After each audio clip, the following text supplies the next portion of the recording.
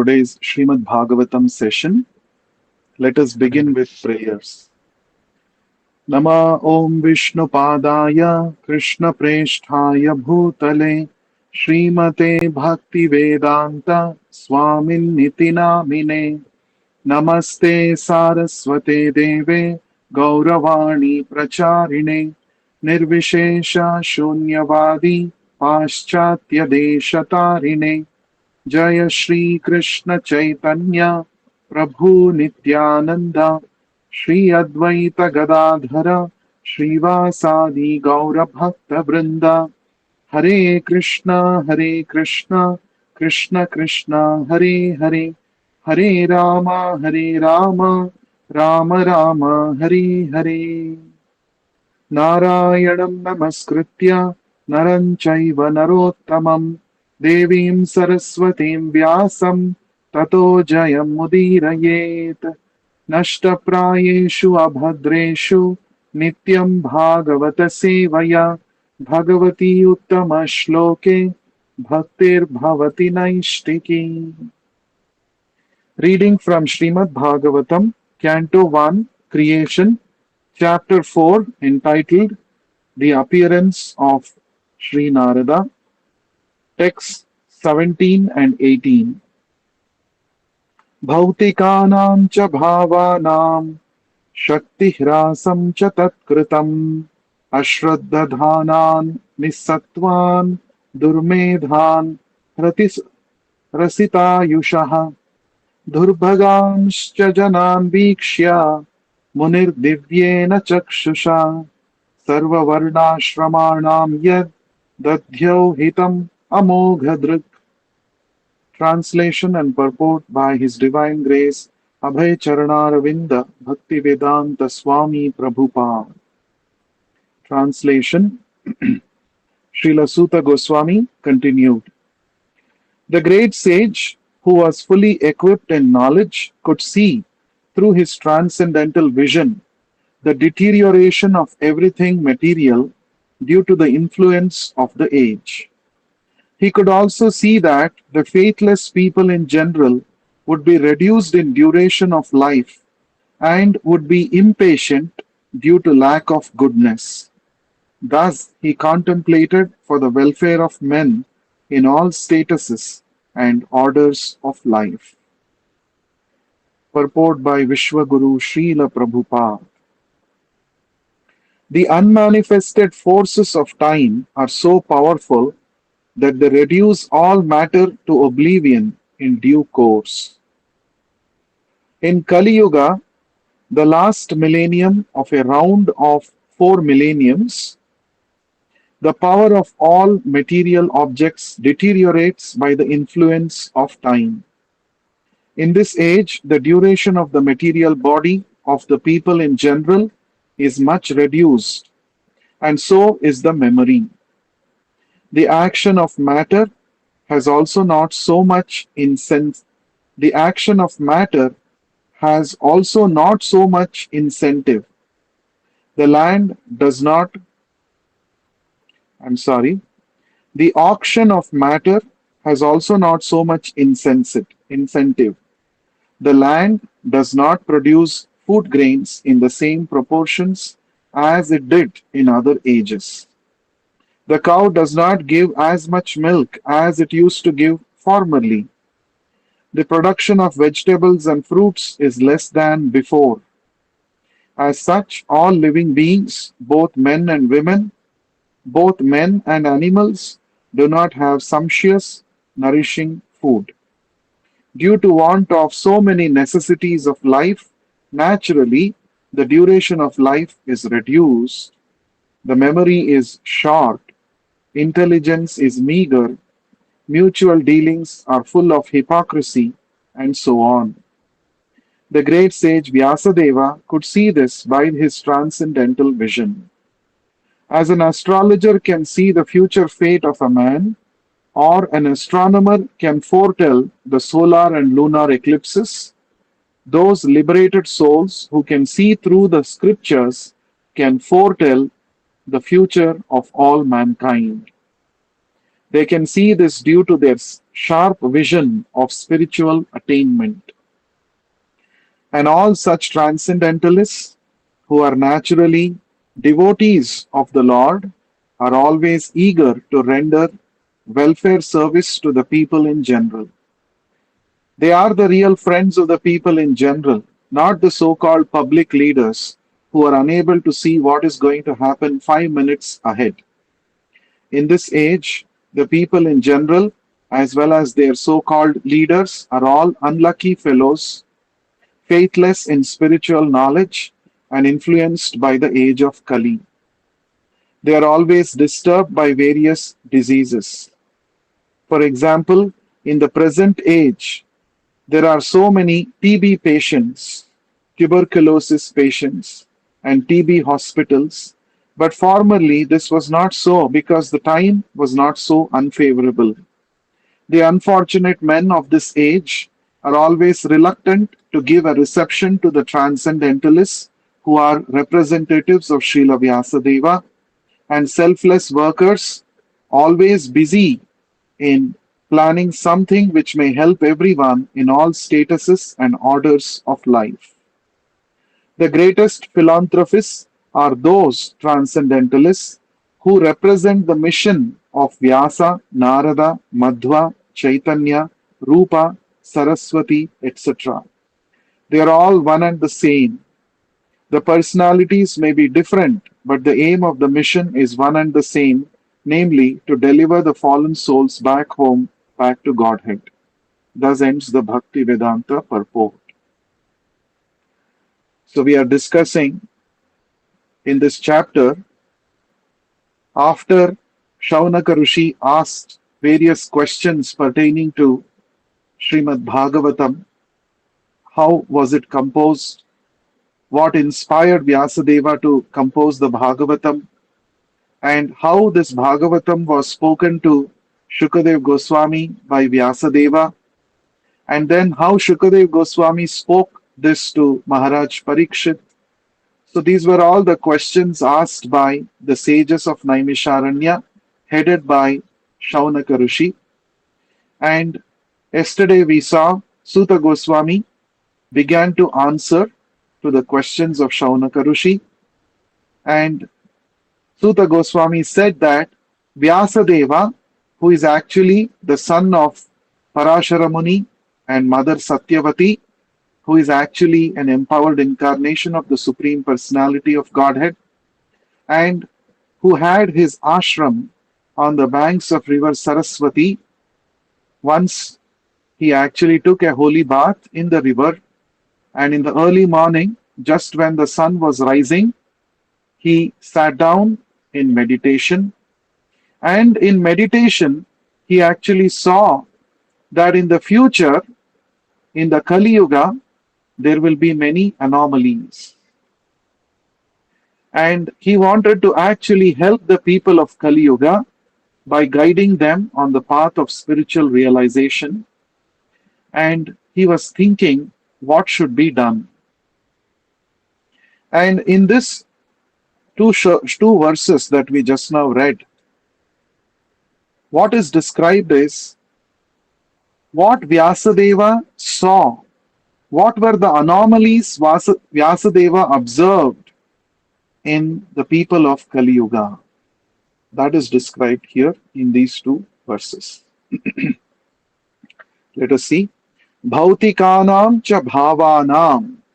Bhautikanam means of everything that is made of matter.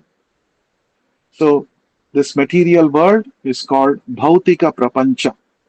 It is made of the five Panchabhutas, the material elements.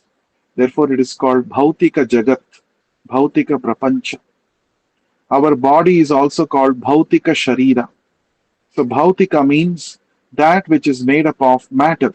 Bhautikanam cha bhavanam. Bhavanam means all the activities, actions that are performed in this material world, especially in the Kali Yuga. Shakti Hrasam cha. Hrasa means deterioration. Shakti means power, natural power.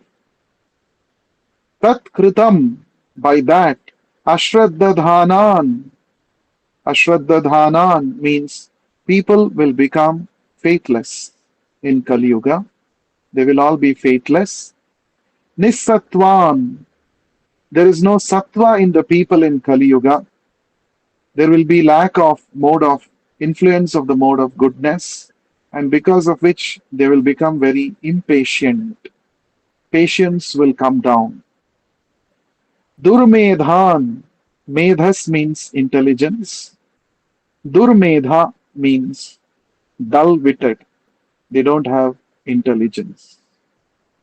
Dull people in the Kali Yuga, they are Durmedha, dull witted.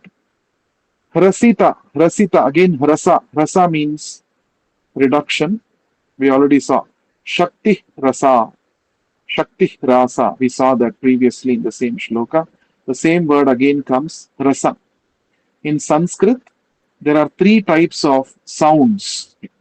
Hrasva Swara, Dirgha Swara, and Pluta Swara. Three kinds of sounds in the vowels, pronunciation of vowels. So Hrasva means short vowels, and Dirgha means long vowels, and Pluta means elongated vowels. For example, A means Hrasva Swara. A means Dirgha Swara. And when it is further elongated, when it is further elongated, generally in the pronunciation of mantras and in the songs, vowels are elongated further more than Dirgha. Then that is called Pluta. So why I am saying that is because the word Hrasa has come here. Hrasa means reduction, short. So Hrasita Ayushaha. Ayushaha means duration of life. So duration of the life of people in Kali Yuga is greatly reduced compared to the other yugas. Therefore, Hrasita Ayushaha, Durbhagan. Durbhaga means they're also very unlucky. Mandabhagya, Durbhagya, all of these mean the same. They're unlucky. Janan, people in general. So these are the qualities of people in Kali Yuga. Vikshya, Vikshya Munihi, Divyena Chakshusha. Munihi here refers to the great sage Vyasadeva. Vikshya, he was able to foresee all of these symptoms of the people in Kali Yuga by his Divyena Chakshusha, by his transcendental vision. Sarva Varna Ashramanam. Sarva means all, Varna Ashramanam means of all the statuses and orders of life, the four Varnas and the four Ashrama people. Yat Dadhyav, Yat means what? Dadhyav, contemplated. Hitam, Hitam means welfare. Amogadruk, it's a very special expression in this verse. Vyasadeva is described as Amogadruk, means one who is fully equipped in knowledge, one who has sharp vision. He is Amogadruk. So, in this shloka, what is mentioned? Bhautikanam cha bhavanam shakti hrasam cha tatkritam. Vyasadeva saw that in Kali Yuga, people in this material world, their activities will all be anomalous because of a reduction in their material strength, and ashraddadhanan nissattvan, people will be faithless, and due to lack of sattva guna, they will all be impatient. Their patience will be very, very short, very less. Durmedhan, they will all have dull intelligence. Hrasita Ayushaha, their duration of life will be highly reduced. Durbhagams, they will be very unfortunate because they will be misguided by the so-called leaders. Durbhagams cha janan vikshya. All of these things was seen by Vyasadeva. Munihi divyena chakshusha, by his transcendental vision. And after seeing all of these, sarva varnashramanam yad dadhyav hitam amogadruk. Vyasadeva, who is amogadruk, who has an unfailing vision, who has a sharp vision because of his spiritual realization, he saw all of these anomalies in Kali-yuga. Therefore, he started contemplating Dadhyav. He started contemplating on the hitam, on the welfare of all living entities belonging to Sarva Varnashramanam, belonging to all kinds of social and religious orders. So that is the meaning of these two shlokas. So Prabhupada mentions very interestingly that in Kali Yuga, the power of time will be very powerful. Generally, in the material world, time has got a very special influence. The influence of Kala. What is the influence of Kala? Krishna explains this in the 10th chapter of the 11th chapter of the Bhagavad Gita, when Arjuna asks, upon seeing the Vishwarupa of Krishna, Arjuna asks, "Who are you?" And the Lord replies, Kalosmi lokakshayakrit pravrittaha. He says, I am Kala, and the influence of Kala is lokakshaya, deterioration of everything that is created in this material world. So everything, all material things in this world are under the influence of Kala. They undergo kshaya, they undergo deterioration, and that is the effect of Kala. But in Kali Yuga, the Kala's influence will be much more. All material objects deteriorate by the influence of Kala. So why it is said that Kala's influence will be much more in Kali Yuga? For this we have to understand. There are two worlds, material world and spiritual world. In the spiritual world, there is no influence of Kala, as we understand from the Brahma Samhita. Nayatrapi samayaha, it is said in the concluding verses of the Brahma Samhita. It is said in the spiritual world, na yatrapi api samayaha. There is no samaya, there is no influence of time, Kala, in the spiritual world. In the spiritual world, everything is done according to the desire of the Supreme Lord and his pure devotees. There is no influence of Kala. And moreover, in the spiritual world, the Lord and all his devotees, all the residents of the spiritual world, they have a spiritual body, a transcendental body, which is beyond the influence of the material nature and time. So the material nature and time both are absent in the spiritual world. There is no influence of material nature. That means three modes of material nature do not work in the spiritual world, and the Kala also does not work. That means nobody becomes old, nobody becomes diseased, nobody's body deteriorates due to the influence of Kala. But in the material world, we have the influence of both material nature, the three modes of material nature, and the influence of Kala.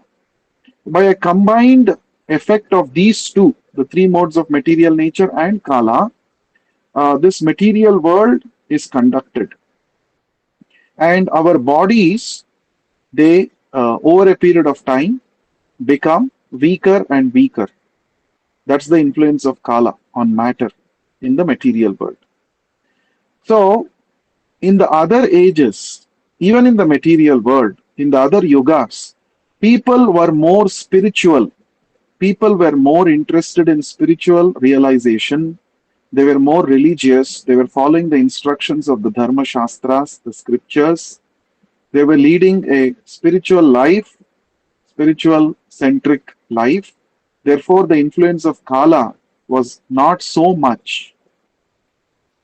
Right? But in Kali Yuga, people are very, very envious of Krishna, envious of God. They want to get rid of dharma. They are not interested in following the instructions of the scriptures. They openly, boldly declare that they are either atheists or agnostics. They are not interested in understanding spiritual subject matter or following any rituals of the religious scriptures. So, therefore, the influence of Kala is uh, much greater in Kali Yuga. The more one becomes spiritual, the less will be the influence of three modes and time. In fact, this point comes many times in Bhagavatam, in the second canto, also in the very beginning, when Shukadev Goswami begins to narrate the Bhagavatam. Shukadev Goswami tells this, that every day sun rises and sets, and by so doing, the sun takes away 24 hours from the duration of life of a human being. But one who is engaged in devotional service to the Lord, and one who is especially absorbed in the topics of Bhagavatam, for such a devotee, Kala's influence will not actually take place. What does it mean? Will a devotee not become old? Will a devotee not die? No. The devotee becomes free from the influence of the fear created by old age, disease, and death. This is the point. Janma mrityu jara vyadhi bhayam naivopajayate. The Mahabharata also says this, that na vasudeva bhaktanam ashubham vidyate kvachit. Janma mrityu jara vyadhi bhayam naiva upajayate. For those who are Vasudeva Bhaktas, those who are devotees of the Supreme Lord Vasudeva, Krishna, for them, there cannot be any inauspicious thing which happens in their life, because Krishna personally protects them. And since these devotees are completely absorbed in hearing the glories of the Lord and chanting the holy names of the Lord, in their hearts, the fear of birth, death, old age, and disease does not come about. They become free from the influence of birth, death, old age, and disease. That means when one becomes a pure devotee of the Lord by fully absorbing his consciousness in Krishna, he transcends the influence of both the three modes of material nature and Kala. So, this is the idea. So, in Kali Yuga, people want to forget Krishna. So, they are actually misguided by the so called leaders who are also godless. Therefore, they are very much tormented by the influence of the three gunas and Kala. So, that is the idea. So, by and large, in Kali Yuga, the duration of life of people is reduced. In Kali Yuga, the duration of life is said to be 100 years, but not everybody lives up to 100 years because of bad habits, addictions, because of pollution, the food we eat, the air we breathe, it is all polluted. And because of this, the duration of life of people is greatly reduced. And the Bhagavatam predicts that in the future, by the time Kali Yuga ends, the maximum duration of life of people will become 50 years. This is predicted in the 12th canto of Bhagavatam, in the second chapter. The symptoms of Kali Yuga. In that chapter, it is said, towards the end of Kali Yuga, the maximum duration, that means if somebody is 50 years old, he will be considered as an old man, grandfather or grandmother. And if somebody is, say, 20 years, 25 years, that means he's called a middle-aged person. Already middle age has come, 20, 25, 25 like that. So that is going to be the future of Kali Yuga. So, the land in Kali Yuga is also not very productive, because Mother Earth withdraws all her blessings from sinful people who are not devotees of the Lord. This we understand in the 4th canto of Srimad Bhagavatam, from the pastimes of Maharaj Pruthu. So Maharaj Pruthu, he saw that Um, Actually, he is the empowered incarnation of the Lord, and he appeared after the sinful king called Vena was cursed and killed by the Brahmanas because he was actually on the path of adharma. Being a king, he was harassing the people, the pious people, and he was forcing everyone to worship him as the supreme lord. So the Brahmanas came by their power. They cursed this Vena and caused him to die.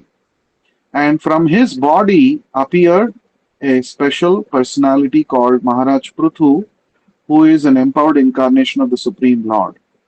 And even though he's the Supreme Lord himself and he was ruling the kingdom, the whole earth on the basis of dharma, but Mother Earth had not actually produced sufficient crops.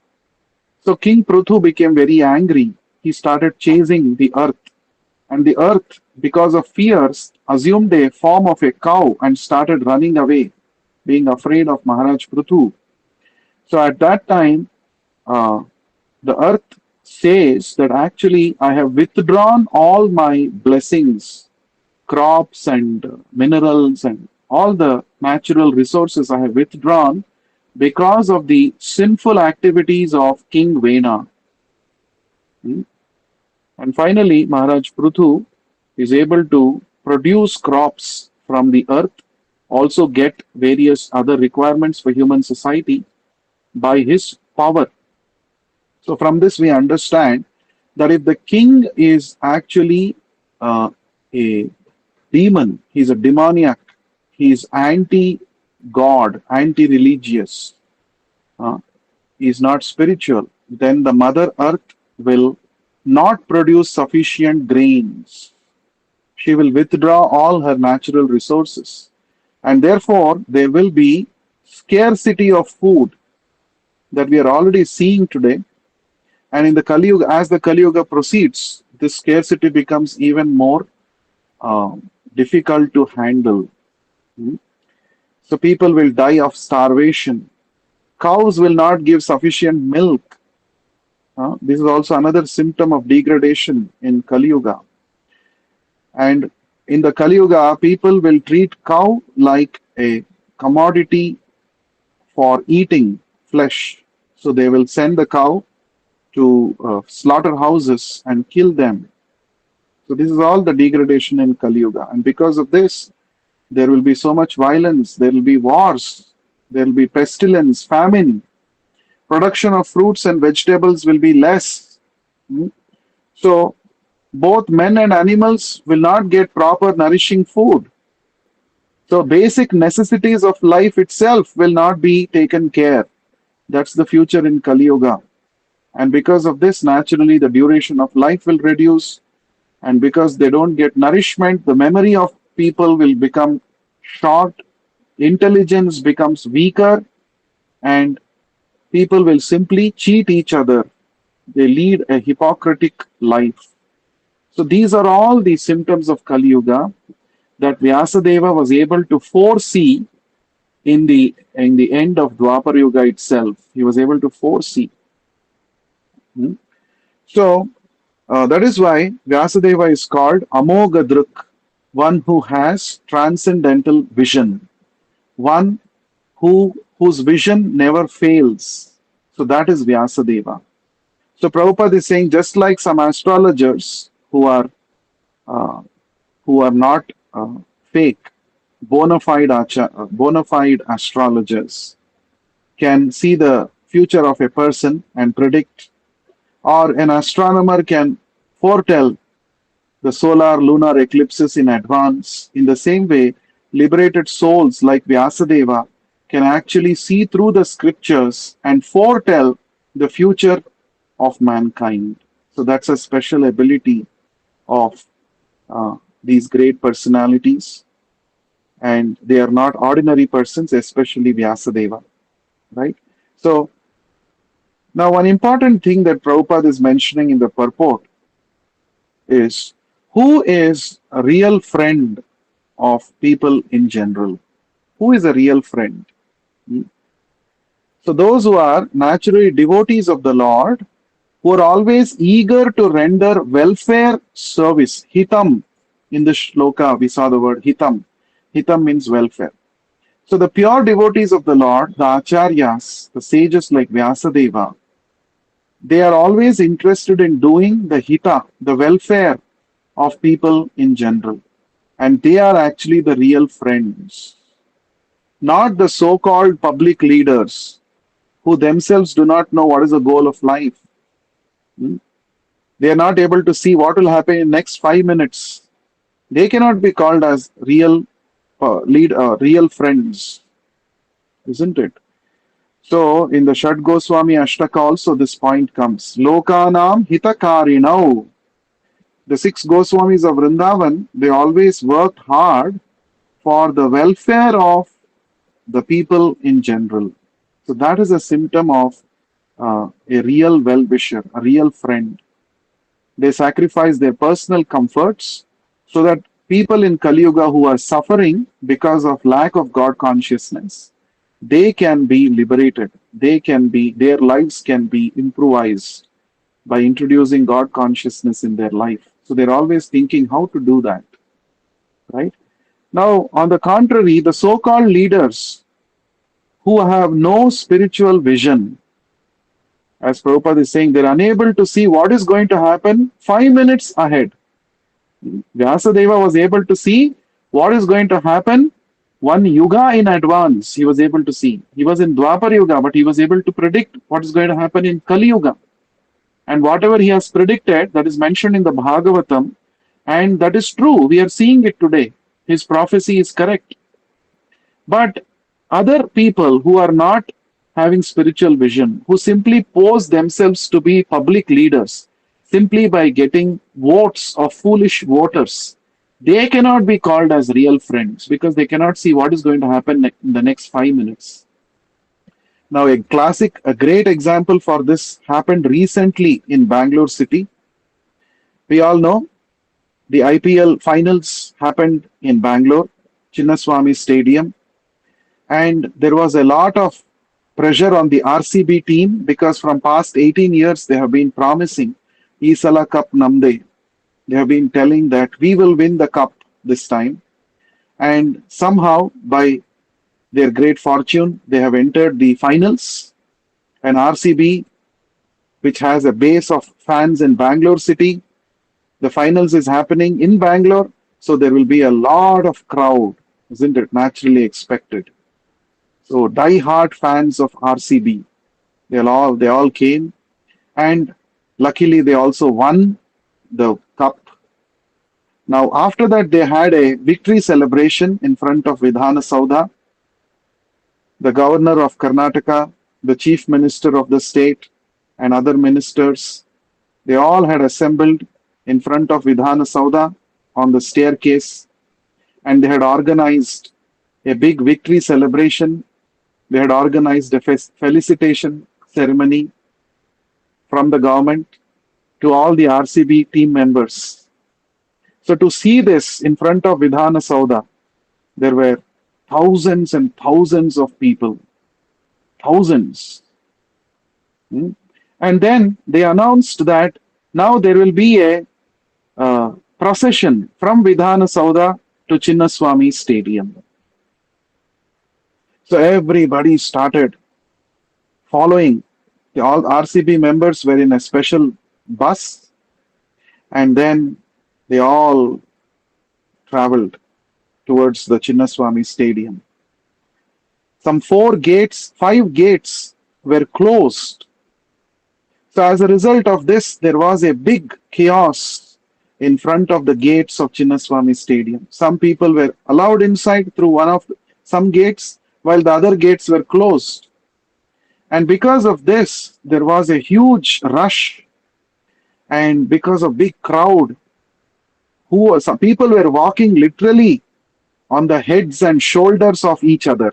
That was the kind of crowd. And 11 people died, and many others were injured in this chaos, in this crowd. You see? So, now what happened? What went wrong here? The so-called leaders could not predict that it's going to be like this. We have to take proper measures. You know, why should we close the doors, gates? Let us allow everybody inside. Let us stop this chaotic situation. Lakhs of people have come. 2 lakh people had come. That is the estimation. Of course, the capacity of the Chinnaswamy Stadium is much lesser, about 40,000 or so, and there were about 2 lakh people. And in fact, the felicitation ceremony that was planned in front of Vidhana Sauda, they had much bigger plan of speeches and all those things. But luckily, because of rain, it started raining, so they cut short the program. And then, so in front of Vidhana Sauda itself, there was a big crowd. Then, when they told that there was going to be a yatra, procession, then there was a mad crowd. So we see how the public leaders, they have failed. They are supposed to see in advance, oh, this is the kind of crowd that is expected. What is the craze that common people have for RCB? And they have won the trophy. There will be a wild crowd, fans. So they have to be properly guided. There has to be some proper arrangements made. Nothing of these things were planned by the officials, by the ministers. And who is going to take responsibility of these 11 people who have died? Isn't it? So it is such a irony, as Prabhupada is saying here, the so-called public leaders who are unable to see what is going to happen 5 minutes ahead, they cannot be called as the real friends of the people in general. They are actually the enemies. The so-called leaders that we have today, they are not the friends, they are enemies. So they should have predicted that this is going to be a crazy crowd, a mad crowd. And on top of that, the RCB has also tweeted in the afternoon at 3 o'clock on that day that we have limited seats, we have limited tickets. Book your ticket, book your spot for the victory celebrations of RCB. That was the last tweet. The RCB managers, whoever is handling that team, the owners or managers of that team.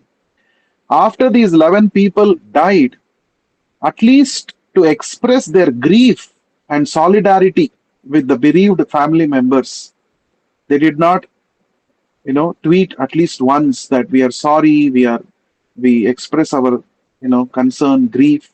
Nothing of this. They just want money.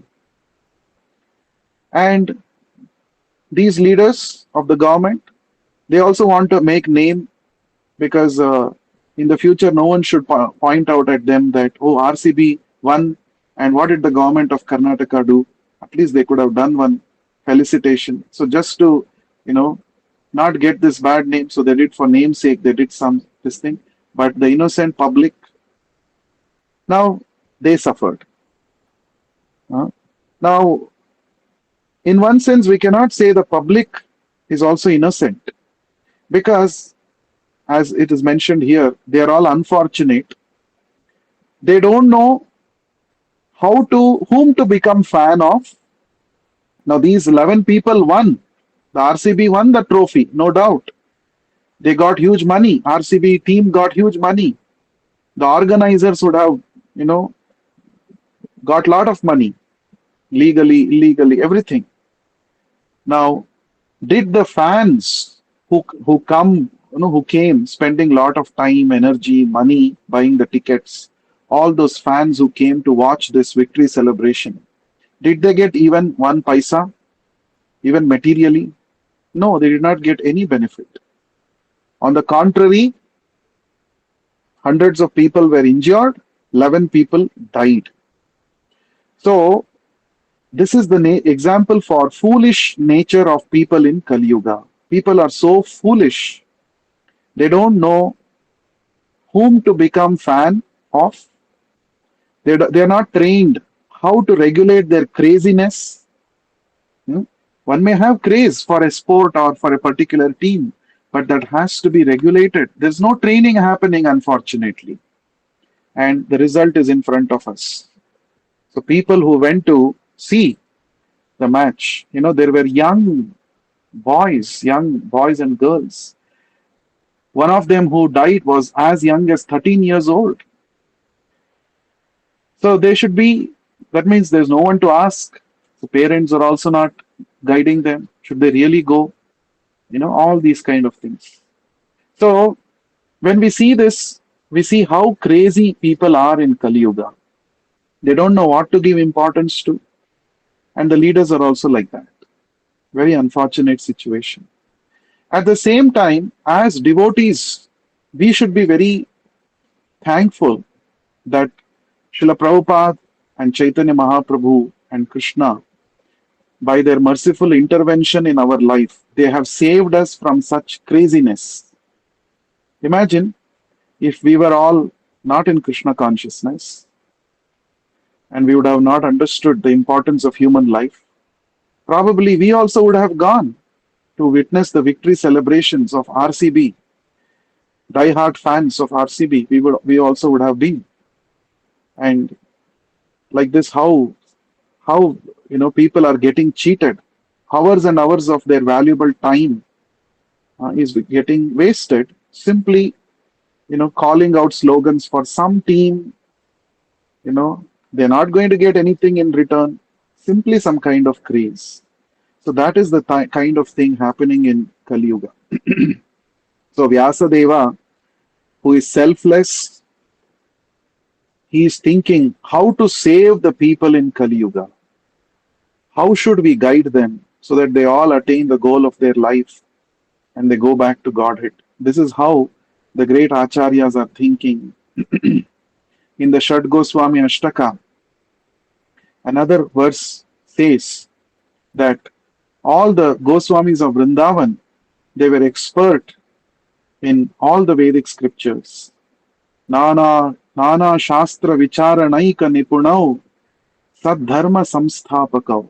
They were experts in the conclusions of all the Vedic scriptures. And what were they using their scholarly knowledge for? Sadharma Samsthapakau, to establish the principles of real dharma, to save the fallen humanity of Kali Yuga. They worked hard. They used all their knowledge, their scholarly abilities for that purpose. So Prabhupada is also saying, giving a list of greatest philanthropists. Who is the greatest philanthropist? They are the devotees of the Lord, the transcendentalists, who represent the mission of Vyasa, Narada, Madhva, Chaitanya, Rupa, Saraswati, etc. Saraswati refers to Bhaktisiddhanta Saraswati Thakur, the spiritual master of Srila Prabhupada. So Prabhupada is saying they're all one and the same. The personalities may be different, but the aim of the mission is one and the same, namely to deliver the fallen souls back home, back to Godhead. That is a purpose. So Vyasadeva, by his Divya Drishti, he has seen the future in Kali Yuga, and he is sitting on the bank of Saraswati, and he is really worried how to help the people in Kali Yuga, because they are very unfortunate, misguided by the so-called leaders, and they are least bothered about understanding the purpose of their life. Even 500 years ago, the Goswamis of Vrindavan used to meet at Radha Damodar temple courtyard, and under the guidance of Rupa Goswami, they would all discuss how to spread Chaitanya Mahaprabhu's mission all over the world. This was their concern. So it is because of the selfless devotees, the acharyas, today we all have received Krishna consciousness, the matchless gift. Now we should also, if we want to really become blessed by the acharyas, if we want to really get mercy of these acharyas, mercy of Krishna, Chaitanya Mahaprabhu, we should also think how to help others to become Krishna conscious. This is very, very important. We cannot be selfish that now I got Krishna consciousness, I got a ticket back to home, back to Godhead. Now I will just go back to Godhead. That's all. Let others go to hell. This cannot be the attitude of a devotee, especially of a devotee who is following Chaitanya Mahaprabhu. So we should all be thinking how to do book distribution. Every day, can I distribute one book? Every day, can I distribute at least 5 mantra cards to strangers? So we meet so many people during our travel, during our, when we go out for a walk. We meet so many people. We just have to give them a mantra card and make them chant at least one time Hare Krishna mantra. Give them a Bhagavad Gita, give them some small book of Srila Prabhupada. So we have to be concerned. Then only we can truly say that we belong to the Gaudiya Vaishnava Parampara. Because our Parampara is always focusing on this Jivera Daya, compassion towards the suffering humanity, and Namera Ruchi, how to develop taste for chanting the holy name. So these two things we have to really work on. So we have to preach. First, we have to practice, and then side by side, we should also preach. This is the service that we can do to Srila Vyasadeva. Text 19. Chaturhotram karma shuddham prajanam vikshya vaidikam vyadadhat yajna santatyai vedam ekam chaturvidham. Translation and purport by Vishwaguru Srila Prabhupada. Suta Goswami continued. He saw that the sacrifices mentioned in the Vedas were means by which the people's occupations could be purified, and to simplify the process, he divided the one Veda into 4 in order to expand them among men. Purport. Formerly, there was only the Veda of the name Yajur, and the 4 divisions of sacrifices were there specifically mentioned. But to make them more easily performable, the Veda was divided into 4 divisions of sacrifice, just to purify the occupational service of the 4 orders. Above the 4 Vedas, namely Rig Veda, Yajur Veda, Sama, and Atharva, there are the Puranas, the Mahabharata, Samhitas, etc., which are known as the 5th Veda. Sri Vyasadeva and his many disciples were all historical personalities, and they were very kind and sympathetic toward the fallen souls of this age of Kali. As such, the Puranas and Mahabharata were made from related historical facts which explain the teaching of the 4 Vedas. There is no point in doubting the authority of the Puranas and Mahabharata as parts and parcels of the Vedas. In the Chandogya Upanishad 7.1.4, the Puranas and Mahabharata, generally known as histories, are mentioned as the 5th Veda. According to Srila Jiva Goswami, that is the way of ascertaining the respective values of the revealed scriptures. Thus ends the Bhakti Vedanta purport. So here it is said, after thinking about the future of the people in Kali-yuga, how to do good to them, Vyasadeva did something. So what did he do? That is mentioned in this 19th shloka. Chaturhotram karma shuddham prajanam vikshya vaidikam. So Vyasadeva thought prajanam, of all people in general,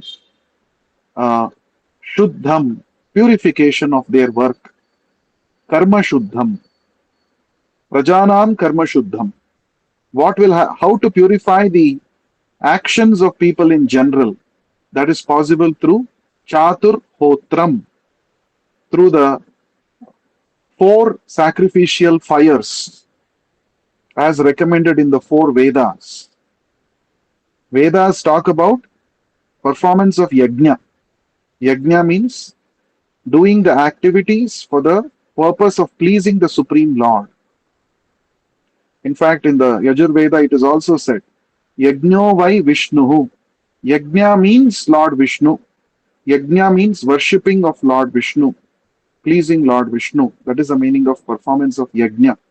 So the central point in the 4 Vedas is performance of yajna. Because only by performance of yajna, the karma shuddham will happen. The purification of one's activities will happen. And by that, one can attain perfection in life. Just like offering of bhoga to the Lord is an example for yajna. Yajna. So instead of simply cooking food for one's own taste, for one's own pleasure, one cooks food for Krishna with love and devotion.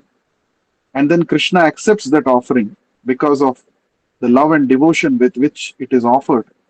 And then when the prasadam is accepted, then it is called yajna. What happens because of yajna? Our sinful reactions will be destroyed. If we eat food just for our own sin, for our own pleasure, then we only eat sin. This is what Krishna says in the Bhagavad Gita. So, like this, how to make every aspect of our life as a yajna? That is the injunction given in the Vedic scriptures. So, why Vedas are required? To make our life yajnamaya, to make our life fit to be offered to the Lord. Every moment in our life should become a yajna. So, in one place, Prabhupada says, in multiple places, Prabhupada says, a devotee eats for Krishna, sleeps for Krishna, walks for Krishna, talks for Krishna. In this way, whole life of a devotee is dedicated to Krishna. Therefore, devotee's life becomes an offering to Krishna. His every breath becomes an offering to Krishna. In this way, we have to lead our life. That is called Chaturhotram Karma Shuddham Prajanam. That is the meaning of this. We have to become, our life should become an offering to Krishna. Then our life becomes perfect. And how to do that? That is mentioned in the Vedas. Vikshya Vaidikam. Vaidikam means according to the Vedic rites. Vikshya means after seeing. Vyadadhat, made into. Yajna, sacrifice. Santatyai, to expand. Vedamekam, one Veda. Chatuk Vidham, in 4 divisions. So originally there was only one Veda, and that one Veda was divided into 4 by Vyasadeva because he saw that performance of this yajna, as mentioned in the Vedas, is the only way by which people's work, occupations could be purified. So, to simplify this process of yajna, he divided the one Veda into 4 so that it is easy to propagate among people in the material world, among mankind. So, that was the purpose for which one Veda was divided into 4. Now, in some places, the original Veda is called as Rig Veda. And here in this purport, Prabhupada is saying originally there was only one Veda called Yajur Veda. So that is not so important for us. But there was one Veda, and the purpose of all the Vedas is to teach humanity how to perform yajna for the pleasure of the Lord. And Vyasadeva divided that one original Veda into 4. And that is why Vyasadeva is called as Vyasa, Veda Vyasa. One who divided the original Veda 1 into 4 is called Veda Vyasa, right? So one important thing that Prabhupada is saying here is Vyasadeva compiled all these Vedas, divided the Vedas into 4, and also compiled the Upanishads and composed the Puranas and Mahabharata out of sympathy towards the fallen souls of Kali-yuga, out of compassion. So every day we offer this prayer. Avancha kalpatarubhyascha kripa sindubhya evacha patitanam pavanebhyo vaishnavebhyo namo namaha. So a Vaishnava is an ocean of compassion, and he is always interested to do good to the others. So that is Vyasadeva's uh, great, great sympathy, compassion upon all of us. Had Vyasadeva not composed the scriptures, the smritis, and compiled the shrutis, today we would not have the scriptures. The great acharyas would not comment on the scriptures if Vyasadeva had not done the editorial work first and compiled these scriptures. And that is why it is said, Vyasochishtam idam jagat. There is a saying, Sanskrit Subhashita, which says, Vyasochishtam idam jagat. Everything that you find in this material world, all knowledge that you find in this material world, it is actually Vyasa Uchishtam. Uchishta means that which is eaten and left over. The leftovers of what Vyasadeva has relished. That is what is available in this whole world. Vyasochistam idam jagat, sarvam jagat. Any knowledge you see that is actually found in the literatures compiled or composed by Vyasadeva. And Vyasadeva makes a bold statement in the very beginning of Mahabharata. He says, what you can find in this Mahabharata, you may find it elsewhere, but what you can never find elsewhere, that you will surely find in this Mahabharata. So that is the confidence of Vyasadeva. That means Vyasadeva, he has given the entirety, the totality of all knowledge in the Mahabharata, and especially the essence of Mahabharata, that is Bhagavad Gita. So Prabhupada writes this in the introduction to Bhagavad Gita also. Prabhupada writes this.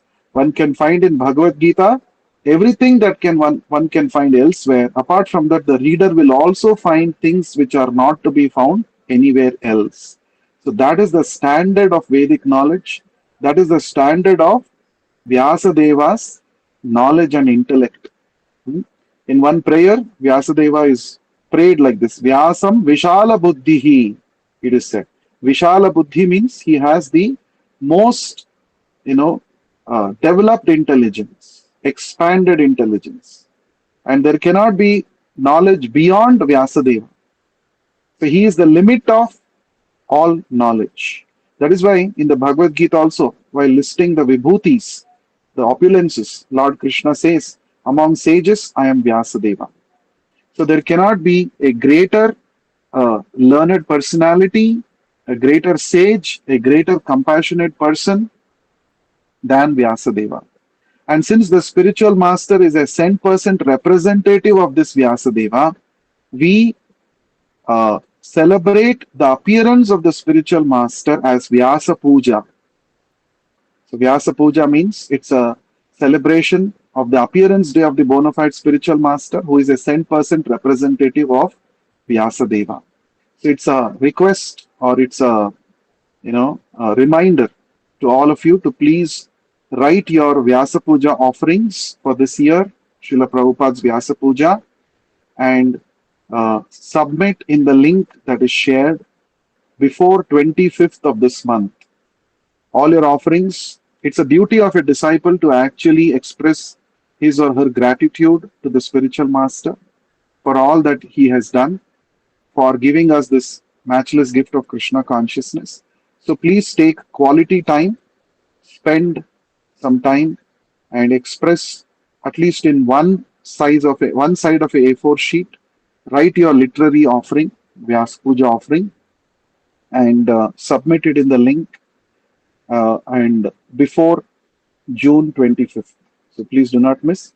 It's a duty of every disciple to glorify the spiritual master. So Vyas Puja offering is meant for glorifying the spiritual master and to express our gratitude, and also to seek service opportunity, seek blessings, and seek more and more realizations by the mercy of the spiritual master. So, and the one more important thing about Vyasadeva is, since the bona fide spiritual master is a representative of Vyasadeva, the seat on which he sits and delivers the Bhagavatam is called as Vyasa Pitha or Vyasa Asana. Vyasa Asana it is called. Asana means seat. So the seat of the spiritual master is called Vyasa Asana, and the spiritual master's appearance day is called Vyasa Puja. That means so important. Vyasadeva's service to humanity cannot be forgotten. It is so important. Okay, let's go to the last shloka for today. Text 20. Rugyajus Samathar Atharvakya Vedas Chatvara Udhritaha Itihasa Puranam Cha Panchamo Veda Uchyate. Translation by Vishwaguru Srila Prabhupada. Suta Goswami continued, the four divisions of the original sources of knowledge, the Vedas, were made separately, but the historical facts and authentic stories mentioned in the Puranas are called the fifth Veda. So, Rug, Yaju, Sama, Atharva, Akhya. Akhya means called. by these names, Akhya, the names of the four Vedas, right? Rigveda, Yajurveda, Samaveda, Atharva Veda, and Chatvaraha means four, Udhritaha made into separate parts, Itihasa, historical records called Mahabharata, Puranamcha, the Puranas, the 18 Puranas, Panchamaha, the fifth Vedaha, the original source of knowledge, Uchyate is said to be. So Vyasadeva divided the one original Veda into four, and we will see in the coming shlokas, he gives different disciples of his, he gives each Veda to one of his disciples and asks them to propagate that in disciplic succession. Hmm? And then here it is said, Itihasa Puranam cha Panchamo Veda Uchyate. The Itihasa, that is Mahabharata and Ramayana, and Puranas, the 18 Puranas, including Srimad Bhagavatam, they are known as Panchama Veda. They are known as the fifth Veda. So there is no difference between the four Vedas, studying the four Vedas, and studying Bhagavatam. There is no difference. Both are same. That is why here it is called Panchama Veda. So with this, we close today's session. Anyone has any questions or any comments? Quickly, one or two questions. If they are there, we can take. Please unmute yourself and go ahead. Hare, Hare Krishna, Prabhu. Hare Yeah, Krishna. Prabhu, you gave that example of RCB fans who lost their life like this. At Yeah, this point of time, many people also are raising the questions that in Mahakumbha Mela or in Jagannath Ratha Yatra, which is going to happen in this month, many people yeah, lose their life. So how yeah. means that is also a craziness, right? So that also means, of course, yeah. What can we tell in the defense? Here also some So I don't craziness know. is that yeah. Yeah. I don't know if you were there for the whole thing when I started the RCB. The first thing that I told, Prabhupada mentions in the purport, the so-called leaders of today, they cannot see 5 minutes in advance what kind of leaders they will be. Whereas Vyasadeva was able to see one yuga in advance. What's going to happen in Kali-yuga, he was able to see. So a leader has to have this ability to foresee things, whether it is Kumbh Mela, Jagannath Puri, or whether it is RCB, recent thing, whatever has happened.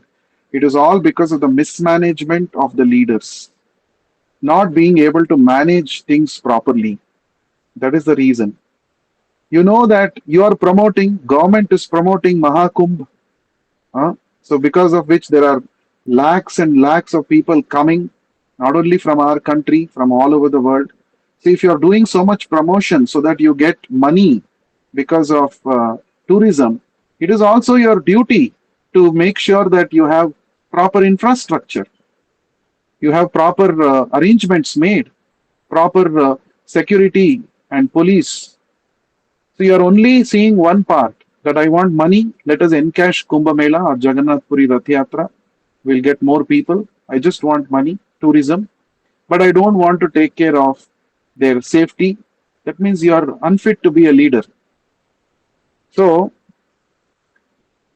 craze, now coming to the second part, the craze of RCB fans is definitely, even if one is not a devotee, let's say, even from a material point of view, also, if you see, a person who is little sane, he will say that this is absolute craziness, it is rubbish, it is useless. What are you going to get apart from few moments of so-called joy, celebrations, and contentment that, oh, we got after 18 years, we got a cup. That cup you cannot touch also, you can only see it from a distance. Hmm? You can sit at home also and watch the cricket match. Uh, yes, I was just reading. They are selling tickets, and people are paying as much as 40,000 rupees per ticket to watch these RCB, these matches, IPL matches. What craziness it is. What is that they are going to get in return? When it is live telecasted, freely you can sit at home and watch. So it is absolute craziness. Now, what about the craziness of people who go to Kumbh Mela and Jagannath Puri? Now, at least these people have assurance from the scriptures that if I go to such holy places and holy festivals, I'm going to get some benefit. Hmm? There's some proper benefit, tangible benefit, the scriptures are saying. Compared to that, we cannot compare what happened with RC. Materially, spiritually, there's no benefit that they're going to get except for some mental satisfaction. Oh, I was there, which you can also get by seeing live on the TV. So the whole point is people don't know. Of course, Prabhupada writes one article. It's there in the Science of Self-Realization book. Who is crazy? You can read that article. Prabhupada says in that article, for the materialistic people, the devotees are crazy. And for the devotees, the materialistic people are crazy. Finally, both are crazy for each other. That's a fact. That's a fact. So the same RCB fans who went there and went into that crowd, they will see the Kumbh Mela crowd and say these are all crazy people, or they will say Jagannath Puri crowd and say these are all crazy people. So it's okay. That's all there. Just like we are calling them crazy, they will call us crazy. But if you are little intelligent, you should know even if you want to become crazy for something which is really going to help you now and in the future also. Hmm? Anyway, we are crazy, but become crazy for the real thing. That's what the scriptures are saying. Okay, so there's one question posted by Lakshmi Narayanan. Hare Krishna Prabhu, Hare Krishna. What are the main components in each part of the Vedas? Earlier, there were three Vedas and Atharva Veda came later. Could you please share light on this, Prabhu? No, it is not that Atharva Veda came later. All the four Vedas have been there according to the Acharyas. All the four Vedas have been there from the beginning, like we are seeing in the shloka. When Vyasadeva divided one original Veda into four, all four are there. Rig Veda, Yajur Veda, Sama Veda, Atharva Veda. Now, in each Veda, there is one speciality. The central theme in all the Vedas is definitely Yajna. Yajna means worshipping of the Supreme Lord. Now, Rig Veda focuses more on prayers, more of glorification of the Devatas and the Supreme Lord. That is Rig Veda. Yajur Veda focuses more on performance of the Yajna itself, right? The fire sacrifice and associated rituals and associated details, technicalities about it. Samaveda also has prayers, but Samaveda prayers are more poetic and they are sang. Uh, music is involved in Samaveda. And Atharva Veda is all about how to keep away from evil forces. Because this material world, there are two kinds of people, the divine people, demoniac people. So, demoniac people, when they try to harm you, you must know how to counter their evil acts. So that is what is the central theme in Atharva Veda. But all the four Vedas, the great acharyas like Madhvacharya and Ramanujacharya have proved that from all the four Vedas, the central point is surrendering to the Supreme Personality of Godhead, becoming his devotee, glorifying him. This is the message from all the four Vedas. But details, the central details are little different, as I mentioned. So hope that answers the question.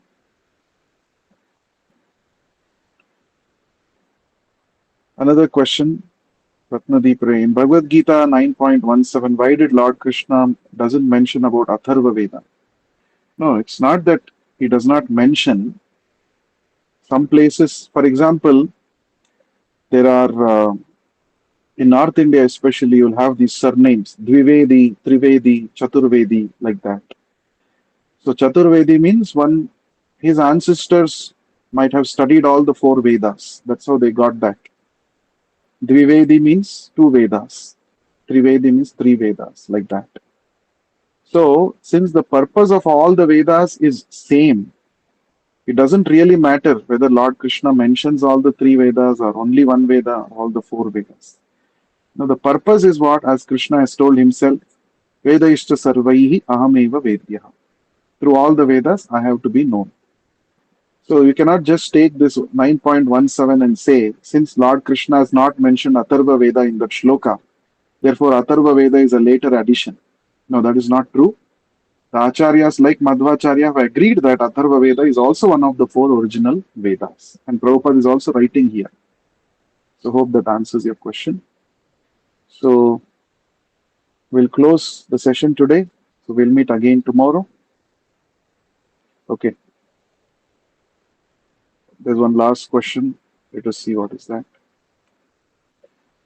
That means the four Vedas state that we have to surrender to the Supreme Lord, but he was not glorified.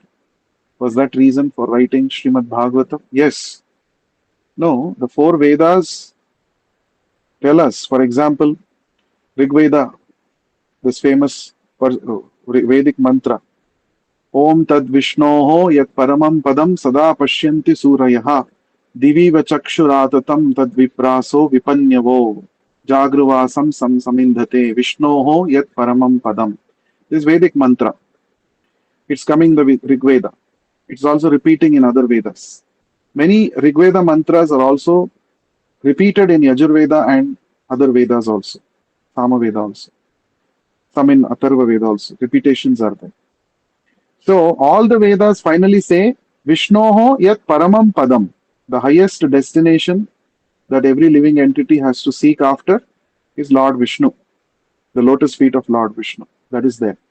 But explicitly in one place, all the pastimes of Krishna, all the glorifications of Krishna were not present. They were all scattered here and there. Therefore, Srimad Bhagavatam was compiled. So in Srimad Bhagavatam, to only the pastimes of the Lord and the pure devotional service, pure devotees, only that is described. So the glorification of the Lord is everywhere, but Bhagavatam is exclusively dedicated for that purpose. That is the reason Bhagavatam was compiled. So we will see more in the conversation between Narad Muni and Vyasadeva. This point comes up that we will see in the coming sessions. Thank you very much for your valuable time. We shall meet again.